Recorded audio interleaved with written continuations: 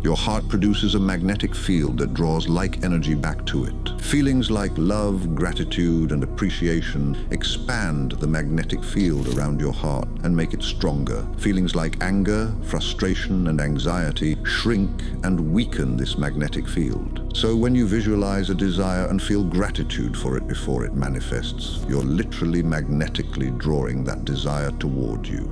So repeat the following. I am in divine flow, manifesting my desires with ease. Now feel gratitude for it as if it has already manifested in your life.